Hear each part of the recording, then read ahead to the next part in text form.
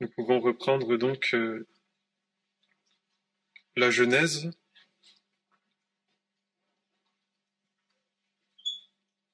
au chapitre 18 et au verset 16. Genèse 18, verset 16.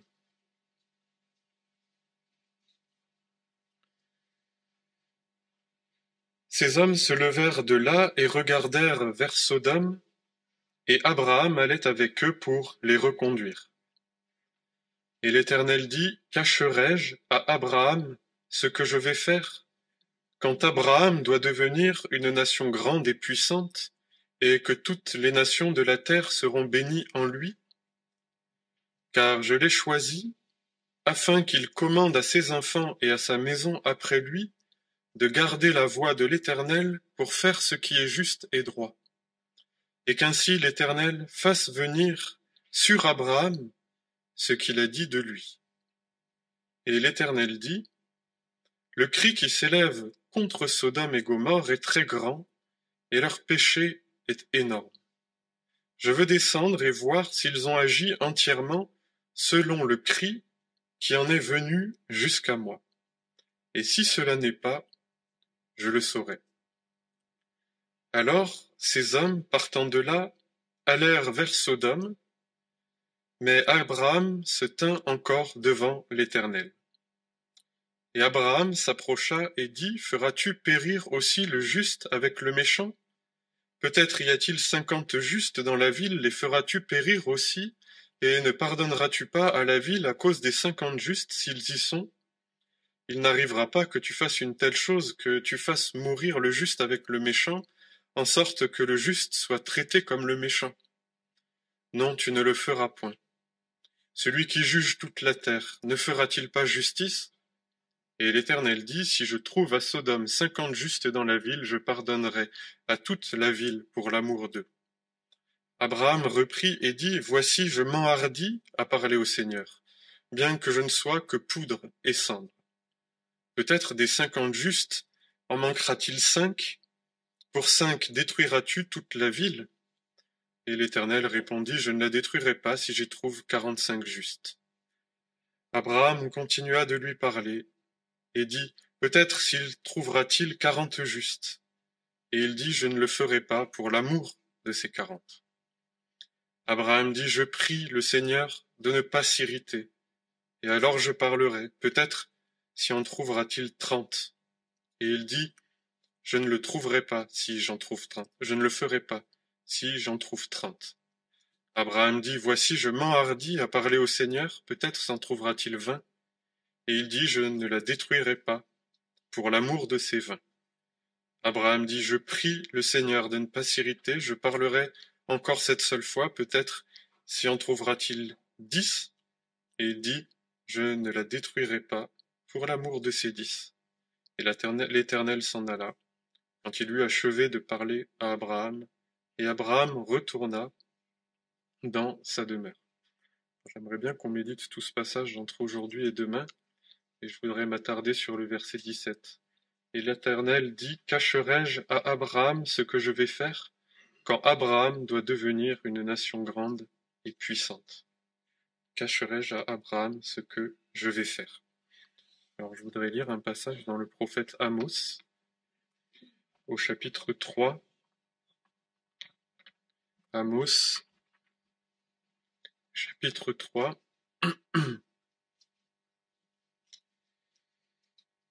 Alors c'est le verset 7 qui m'intéresse, mais je voudrais pas le prendre en dehors de son contexte. Alors on va prendre à partir du verset 1. Amos 3, verset 1. Écoutez cette parole que prononce l'Éternel contre vous, enfants d'Israël, contre toute la famille qu'il a fait sortir du pays d'Égypte. C'est vous seuls, dit l'Éternel, que j'ai choisi parmi toutes les familles de la terre. C'est pourquoi je vous châtierai pour toutes vos iniquités. 2 hommes marchent-ils de concert s'ils ne se sont pas entendus d'avance? Le lion rugit-il dans la forêt s'il ne tient pas une proie? Le lionceau fait-il entendre des cris du fond de sa tanière s'il n'a pas fait une capture? L'oiseau tombe-t-il dans le filet dressé sur le sol si le piège n'a pas été tendu contre lui? Le filet se lève-t-il du sol sans qu'il ait rien pris? La trompette résonne-t-elle dans une ville sans que le peuple en soit alarmé? Un malheur vient-il à fondre sur une cité sans que l'Éternel l'ait voulu? De même, le Seigneur, l'Éternel, n'accomplit aucun de ses desseins qu'il n'ait d'abord révélé à ses serviteurs, les prophètes. Quand le lion rugit, qui n'aurait peur? Quand le Seigneur, l'Éternel, a parlé, qui ne prophétiserait? Pas simple. On va lire aussi dans l'Évangile de Jean, au chapitre 15,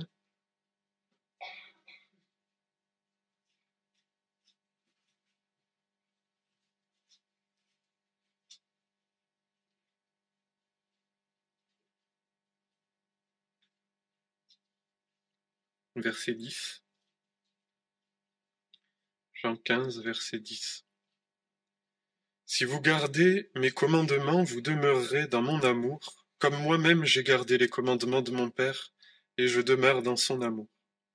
Je vous ai dit ces choses, afin que ma joie demeure en vous, et que votre joie soit parfaite.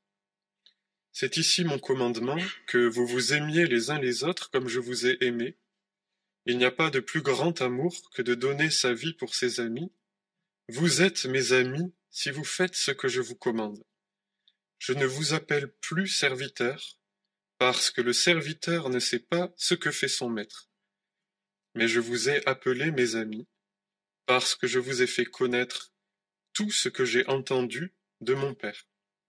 Ce n'est pas vous qui m'avez choisi, c'est moi qui vous ai choisi et qui vous ai établi, afin que vous alliez et que vous portiez du fruit, et que votre fruit demeure, afin que tout ce que vous demanderez au Père en mon nom, il vous l'accorde. Et peut-être un dernier passage dans l'Apocalypse. Je ne sais pas exactement ce que je vais en faire, mais je voulais relever une expression, si je la retrouve.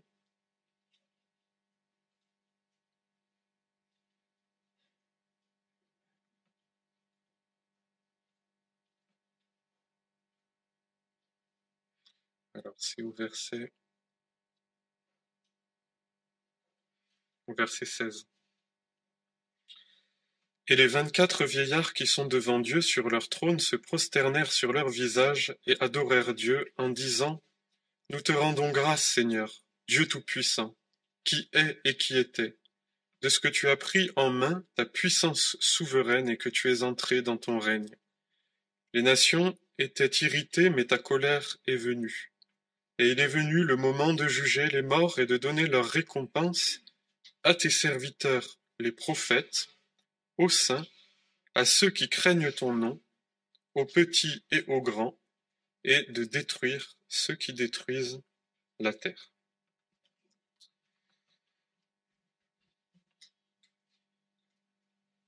Et l'Éternel dit: Cacherai-je à Abraham ce que je vais faire quand Abraham doit devenir une nation grande et puissante? On voit que ici se manifeste entre Dieu et Abraham une relation particulière, une relation privilégiée, qui s'est déjà montrée quand Dieu l'a choisi pour passer alliance avec lui et faire de lui l'objet futur de la bénédiction de toute la terre. Donc il y a dans le choix d'Abraham la volonté de Dieu de se lier, de s'attacher aux hommes pour qu'ils connaissent la bénédiction, qu'ils le connaissent lui, comme le seul vrai Dieu, objet de toute bénédiction. Et Abraham a été choisi pour ça. Et Dieu entretient ici avec lui, je trouve, une relation très belle, comme on le voit dans l'évangile de Jean. Je ne l'appelle plus serviteur, mais je vous ai appelé ami. Et on voit que Abraham est comme, quelque part, l'ami de Dieu. Ce n'est pas lui qui dit que Dieu est son ami, c'est Dieu qui considère Abraham comme son ami, en lui faisant connaître ce qu'il a décidé de faire. Cacherai-je à Abraham ce que je vais faire? Le privilège de l'homme que Dieu a choisi pour entrer dans son alliance, c'est de connaître la volonté de Dieu, de pouvoir participer à ce qu'il projette, de connaître le mystère de ses desseins, quand on sait que, en dehors de la révélation de Dieu, de sa parole, nous sommes comme des aveugles qui marchons à tâtons. C'est ce que dit par ailleurs la parole. Nous sommes au milieu de l'abondance comme des morts, nous allons à tâtons. Et je crois que c'est une très belle description que l'on trouve dans Ésaïe 59 de notre génération. J'aurai l'occasion, je pense, d'y revenir les prochains temps. Nous sommes au milieu de l'abondance, société d'abondance, société riche. Nous sommes comme des morts, nous allons à tâtons comme des aveugles. L'absence de connaissance de Dieu, l'absence de connaissance de sa volonté, fait que les hommes sont comme des morts vivants, comme des aveugles, des brebis qui sont sans berger, des brebis qui sont sans référence, qui ne savent d'où elles viennent et ni où elles vont. Et le Seigneur se fait connaître pour faire connaître à ses serviteurs, à ses amis, sa volonté et ce qu'il projette de faire. Abraham est au bénéfice d'une relation particulière, privilégiée avec le Dieu créateur qui conduit l'histoire et lui révèle quelque chose de grandiose par rapport à ce qu'il va faire avec la ville de Sodome. C'est la révélation d'un jugement. Et d'ailleurs, j'ai constaté en regardant d'autres textes dans la parole où Dieu fait connaître sa volonté à ses serviteurs, les prophètes, que c'est très souvent dans un contexte de jugement, où Dieu exerce le grand mystère de ses jugements, sa souveraineté, les moments où il va se glorifier au travers de ses jugements et des grands actes de salut. Par exemple, il se révèle à Joseph par des rêves, il annonce à la fois la famine qui va survenir en Égypte et il annonce le salut que Joseph va apporter. Quand il se révèle aussi à Daniel, dans le prophète Daniel, il lui fait connaître la succession des temps, des empires, c'est-à-dire l'histoire géopolitique mondiale, il lui fait connaître les choses qui vont se passer et le jugement de ces empires orgueilleux. Et dans d'autres moments comme ça dans la parole, et là c'est ce qu'on a vu dans le prophète Amos aussi, quand il fait connaître sa volonté, c'est souvent dans un contexte de jugement, pour que ceux qui sont au bénéfice de sa connaissance, de ce qu'il veut faire, de son plan merveilleux, pour que ceux qui sont au courant prophétisent. Il prend cette image, si un lion rugit dans la forêt, c'est qu'il a trouvé une proie. Si les prophètes prophétisent, c'est parce que le Seigneur leur a annoncé quelque chose de grand, de l'ordre de ses jugements et de ses actes de salut.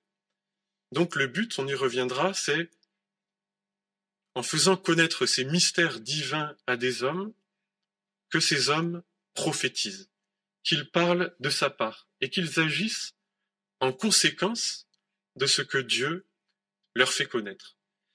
Mais il leur parle et il se fait connaître. Il s'est fait connaître à Abraham. Comment est-ce que le Seigneur se fait connaître à nous? Il y a quelque chose qui m'alerte un tout petit peu parce que souvent quand il est question de cette révélation que donne Dieu à ses amis les prophètes, à ses serviteurs les prophètes, elle concerne quand même des grands actes de salut qui concernent l'humanité, la suite des temps. C'est quelque chose qui est, je dirais, très peu personnel par rapport aux prophètes.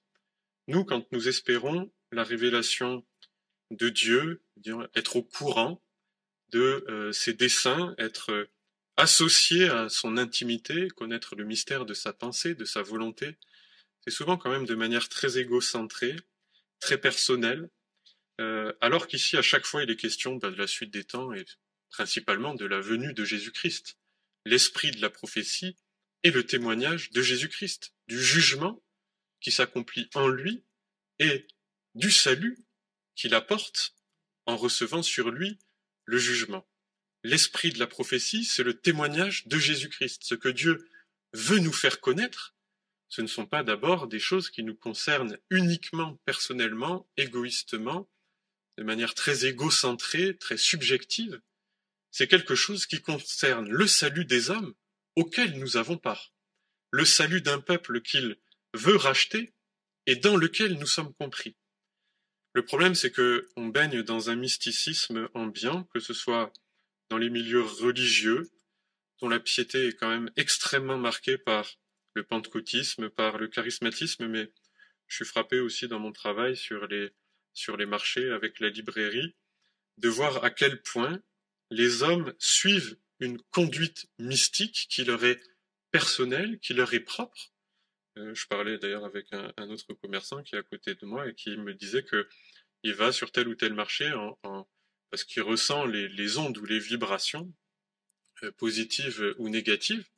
Donc il sent l'ambiance, on pourrait dire. Nous, des fois, on a un peu ce langage aussi, mais donc de manière mystique, être conduit, se laisser conduire par ce qu'on sent, par ce qu'on ressent. On baigne dans un mysticisme ambiant. Le pentecostisme et le charismatisme l'ont extrêmement favorisé en mettant l'accent sur cette sorte d'immédiateté par laquelle Dieu peut parler à la conscience, parler à l'homme, lui révéler sa conduite comme il l'a fait à Abraham. Nous aimons que Dieu nous parle comme cela, sans médiation, mais il y a toujours un immense danger, parce que nous sommes des hommes religieux, parce que nous sommes des hommes mystiques, de prendre nos pensées pour la pensée de Dieu, de prendre nos désirs pour la conduite de Dieu. Et beaucoup d'hommes religieux fonctionnent avec leurs impressions, avec leurs intuitions, avec leurs sentiments subjectifs, prenant la parole, la mettant à leur propre compte, prenant des versets tirés de leur contexte et l'appliquant à leur propre vie de manière immédiate. Ce n'est pas que cela ne puisse pas exister, mais il faut, je crois, pour avoir accès à la pensée de Dieu par l'intermédiaire, la médiation de Jésus-Christ et de sa parole, être purifié des fausses conceptions mystiques et mensongères qui glorifient, je dirais, notre âme, nos sentiments personnels, qui nous mettent en avant, qui nous mettent en valeur et qui font, bien souvent, que sous l'effet de ce mysticisme, nous prenons nos pensées pour la pensée de Dieu. Nous disons souvent, Dieu m'a dit, j'ai entendu, j'ai cru comprendre, Dieu m'a révélé telle ou telle chose. C'est extrêmement subjectif et cette subjectivité, ce rapport personnel exclusif à la parole de Dieu, ne permet pas toujours de faire la différence entre ce que nous espérons nous-mêmes, ce que nous pensons nous-mêmes, et ce que Dieu dit vraiment, et ce qui est vraiment la parole de Dieu qui nous est adressée éventuellement. La plupart du temps, c'est que nous refusons une médiation. Nous voulons un accès direct à Dieu, sans l'intermédiaire de Jésus-Christ, sans l'intermédiaire d'une âme et d'un cœur soumis à la parole. Nous voulons pouvoir dire « Dieu m'a dit », et souvent les gens qui fonctionnent comme ça, mais ça peut se faire à différents degrés, se faire à différents niveaux, sont souvent des gens très seuls, très indépendants, qui ne se laissent pas instruire, qui ne confrontent pas leur raisonnement, qui ne se laissent pas non plus contredire. Une fois que Dieu a dit, quand ça s'inscrit dans la conscience d'un homme, il est indéboulonnable, il a reçu l'oracle de Dieu, il en est le bénéficiaire, et cela le glorifie, cela le valorise, et je dirais même cela le divinise. Nous voudrions bien être ces Abraham ou ces Moïse à qui Dieu parle directement de bouche à bouche, comme il est dit, de bouche à oreille, sans la médiation de la parole et sans la médiation du médiateur, Jésus-Christ. Et le grand danger, c'est que ce soit notre chair, nos intuitions, nos impressions, nos désirs, qui dictent notre conduite et qui font que nous instrumentalisons des paroles, des versets que nous mettons à notre profit et à notre service. Et c'est pour ça que, justement, ce que je voulais pas faire avec le prophète Amos, en lisant ce passage en dehors de ce contexte, Dieu fait connaître à ses serviteurs, les prophètes, tout ce qu'il a décidé de faire. Donc il y a bien l'affirmation dans la parole de la révélation de Dieu à ses prophètes, à ceux qu'il a choisis, à ceux à qui il veut se faire connaître, de ce qu'il projette de faire. Le plan du salut, ça concerne d'abord le salut. Pour Paul, ça a été la révélation du mystère du salut des païens. Ce sont d'abord des choses qui concernent le salut, notre salut, et la révélation de Jésus-Christ actualisée prophétiquement à nos vies dans des circonstances particulières. Ce sont des choses qui existent, ce sont des choses, Dieu parle, il se révèle à nous, mais en se révélant par Jésus-Christ, en nous faisant connaître Jésus-Christ par la parole d'abord. Et je crois que si on n'accepte pas cette soumission du cœur, cette soumission à la parole, nous sommes en grand danger de nous séduire nous-mêmes, de nous tromper nous-mêmes par de faux raisonnements, de diviniser nos propres pensées et d'être soumis à un esprit de mensonge qui égare. Les prophètes autoproclamés, souvent, ce que nous sommes pour nous-mêmes, parfois, sont en risque d'être victimes de leur raisonnement mensonger. Et il me semble qu'un serviteur de Dieu confronte toujours ce qu'il croit, ce qu'il pense, à la parole, aux frères, se laisse aussi interroger. Il n'y a pas d'appropriation de la parole, d'un verset, pour moi, de manière absolue, directe, sans qu'il y ait tout autour une vie de communion avec Dieu, avec la parole, avec les frères, dans lesquels ces choses sont mises à la lumière, discutées, reconnues. Sinon, c'est le grand danger de ce qui fait beaucoup la religion aujourd'hui, ce qu'on appelle le subjectivisme, c'est-à-dire faire de soi-même, de son ressenti, de sa pensée, la loi pour soi, et aussi, si possible, la loi pour les autres. Et souvent, je me rends compte que dans l'Église, malgré tout, notre subjectivité est la loi. Dans le jugement sur les autres, si j'ai ressenti telle chose chez tel autre, c'est une vérité, elle fait loi. Si je pense quelque chose de telle situation, dans tel contexte, c'est la vérité, elle fait loi. Je l'ai ressenti comme ça, je l'ai pensé comme ça, et les faits ou les contradictions ne rentrent pas dans le système. Même, voire même, nous jugeons parfois sans qu'il y ait la contrepartie, c'est-à-dire nous avons un jugement tranché sur telle situation, et nous jugeons sans que la partie adverse ou les gens que nous jugeons ne s'expriment, ne fassent valoir leur point de vue, et c'est exactement l'inverse que fait Dieu en jugeant. Il vérifie. Je vais d'abord vérifier que le cri contre Sodome et Gomorrhe, qui est venu jusqu'à moi, est bien conforme à ce qui m'a été rapporté. Donc même Dieu, je dirais, n'a pas cette absolue, je sais pas comment dire, subjectivité. Je pense que c'est un enseignement, parce que Dieu là, il connaît toutes choses, il est omniscient, il est sûr de ce qu'il sait, ce qu'il voit, ce qu'il pense. C'est pas, mais c'est pour nous enseigner quand même.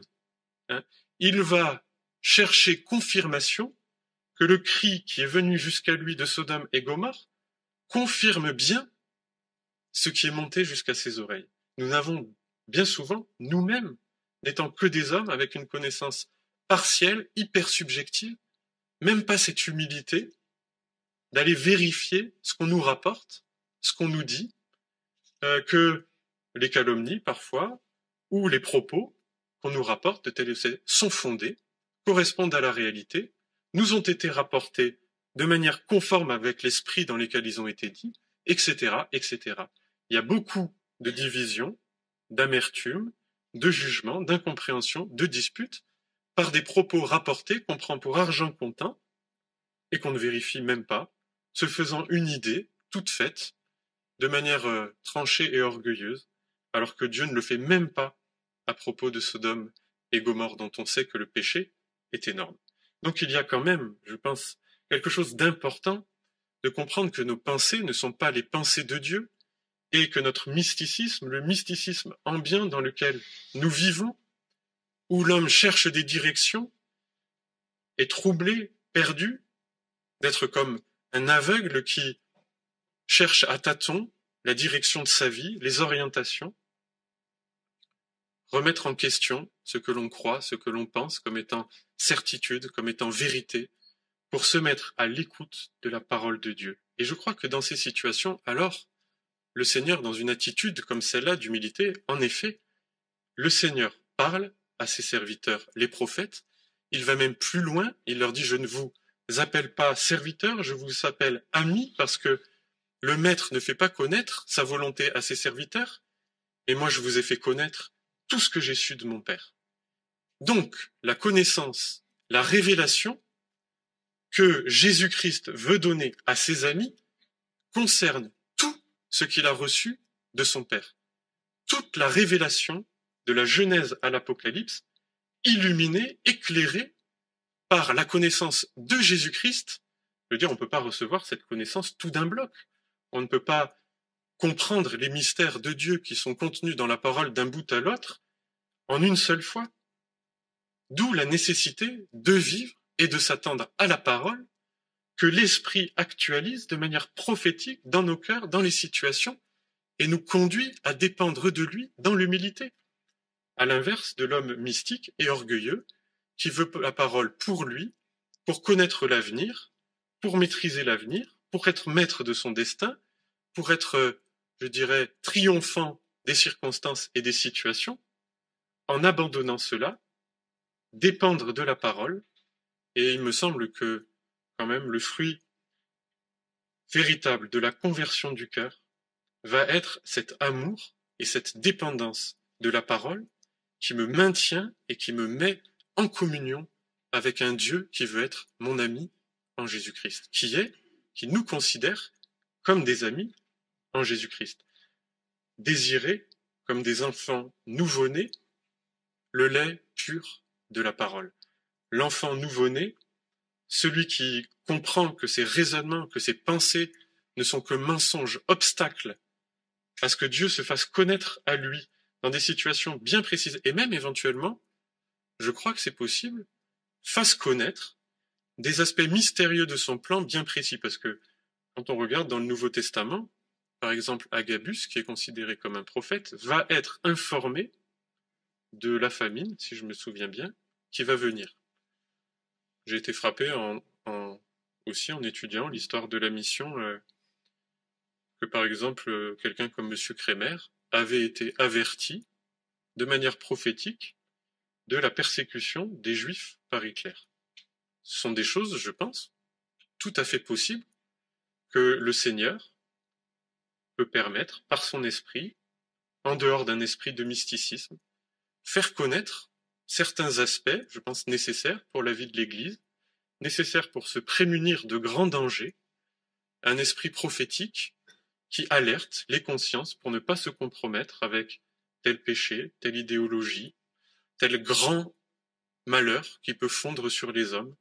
Il me semble que un serviteur qui a accès à la pensée de Jésus-Christ, ou une église, un peuple qui a accès à la pensée de Jésus-Christ, peut aussi avoir accès, dans des moments bien précis, à des révélations, entre guillemets, historiques et concrètes pour la vie historique de l'Église.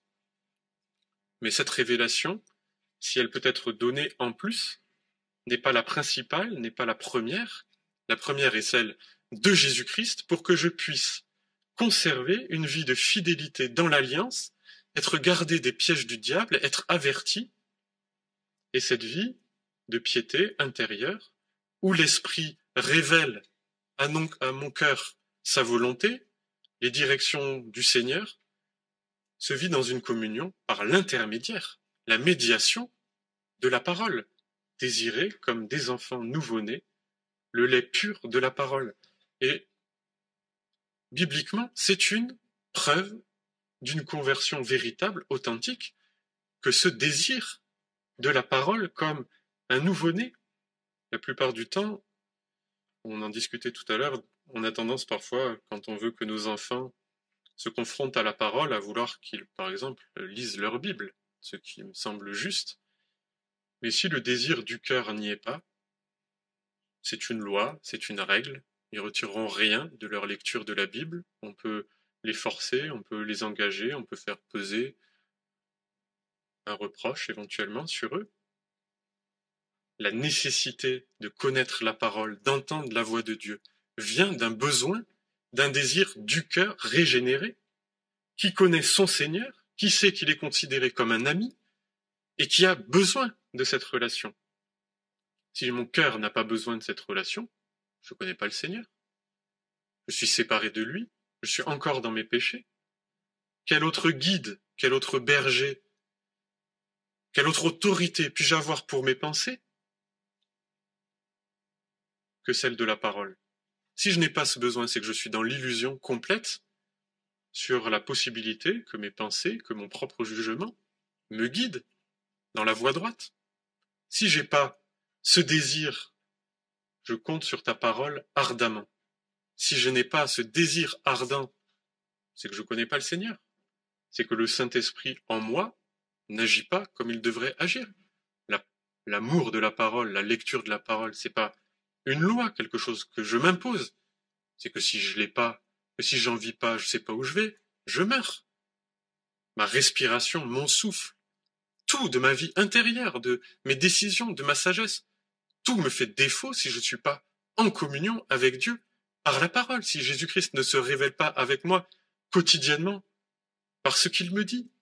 Le roi devait lire la parole, la loi tous les jours pour que son âme soit humiliée.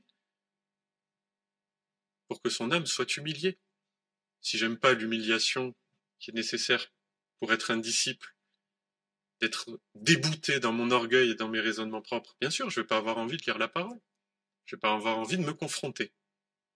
Mais tout ça, ce désir du cœur est produit par le Saint-Esprit pour quelqu'un en qui Jésus-Christ vit. Interrogez-vous, confrontez-vous. Avez-vous en vous le Saint-Esprit? Le Saint-Esprit produit dans le cœur des affections nouvelles.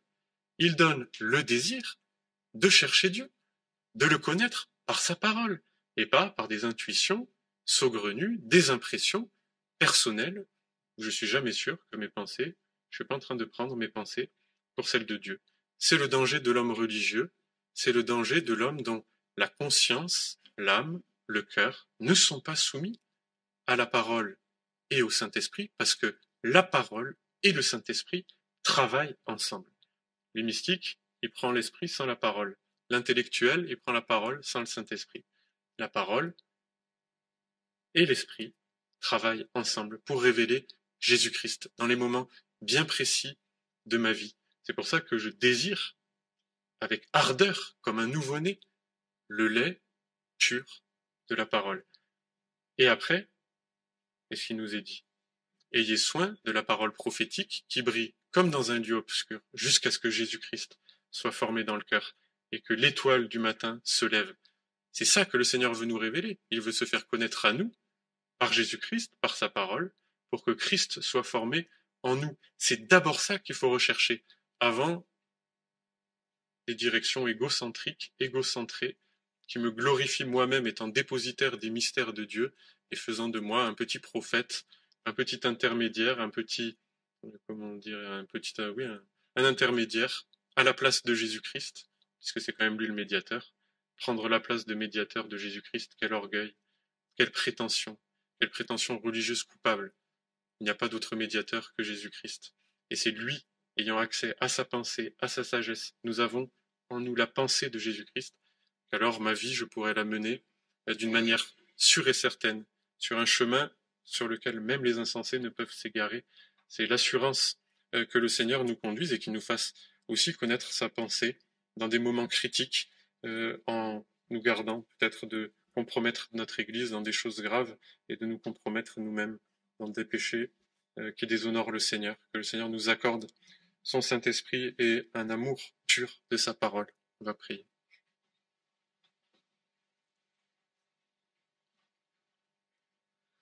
Seigneur, nous reconnaissons que nous sommes ces hommes religieux et orgueilleux qui voudraient bien être des intermédiaires entre toi et les hommes, connaître tes mystères pour notre propre intérêt.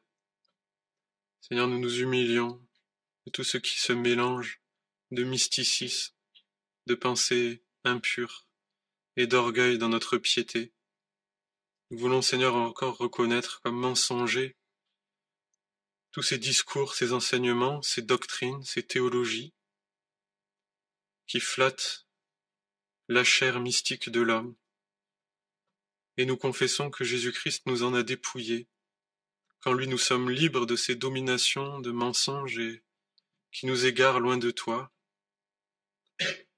Nous nous humilions sous ta puissante main pour dépendre de ta parole, parce que c'est elle qui nous fait vivre, parce que c'est elle qui nous fait connaître le Seigneur Jésus-Christ, la perle de grand prix, le trésor impérissable. Seigneur, c'est de cette connaissance que nous voulons vivre et en tirer toutes les conséquences pour notre conduite. Nous croyons que tu nous considères comme tes amis et que tu nous donnes par ton Saint-Esprit ta pensée, que tu nous fais connaître ce que tu as prévu pour l'histoire du monde, même pour l'histoire de notre Église si nécessaire. Nous ne voulons pas réduire ni amoindrir l'action de ton esprit. Tu es souverain, tu peux toutes choses. Et je te prie, s'il te plaît, encore de te révéler, de te faire connaître à nous jusqu'à ce que Jésus-Christ soit formé dans nos cœurs, cette étoile du matin qui se lève, qui donne une grande assurance, une grande joie, une grande connaissance de ton amour. Je te prie, Seigneur, de nous permettre de grandir dans cette communion avec toi, et nous bénissons ton nom, de t'être révélé à Abraham, et de t'être fait pleinement connaître en Jésus-Christ, que nous confessons, et dont nous saisissons l'œuvre et la personne dans nos vies, pour notre salut. Amen.